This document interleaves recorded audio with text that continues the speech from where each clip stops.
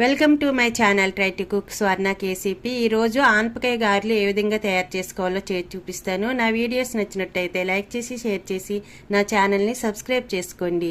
ఆనపకాయలు పైన చెక్కు ఈ విధంగా తీసుకోవాలి. లోపల పిక్కలు ముద్రగా ఉంటే అవి కూడా తీసుకోవాలి, లేదంటే మొత్తం కూడా యూజ్ చేసుకోవచ్చు గారెలకి. ఈ విధంగా తురుముకోవాలి.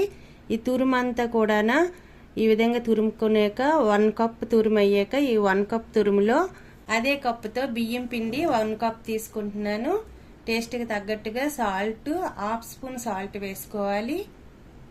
చిన్న చిన్న ముక్కలు కట్ చేసుకున్న 2 ఉల్లిపాయలు వేసుకుంటున్నాను.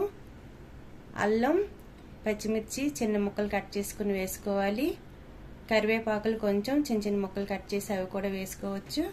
ఈ విధంగా అన్నీ వేసుకునేక దీంట్లో వాటర్ ఏమీ వేసుకోకుండా ముందు ఈ విధంగా కలుపుకోవాలి.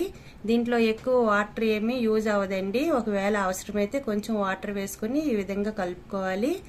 వీటిని కొంచెం ఈ ముద్ద ఇలా వచ్చేటట్టుగా కలుపుకుంటే సరిపోద్ది.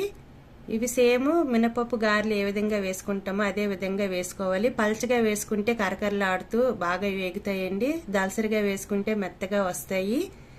రెండు ఏ విధంగా వేసుకున్నా టేస్ట్ చాలా బాగుంటుంది. ఈ విధంగా వేసుకునేక వీటిని గోల్డెన్ బ్రౌన్ కలర్ వచ్చే వరకు మనం ఫ్రై చేసుకోవాలి. ఈ విధంగా అన్నీ ఫ్రై చేసుకొని ఒక బౌల్లోకి తీసుకుంటే సరిపోతాయి. ఆనపకాయ గారెలు రెడీ అయిపోయినట్టేనండి. వీటిని సొరకాయ గారెలు కూడా అంటారు. చాలా టేస్ట్గా ఉంటాయి ఇవి.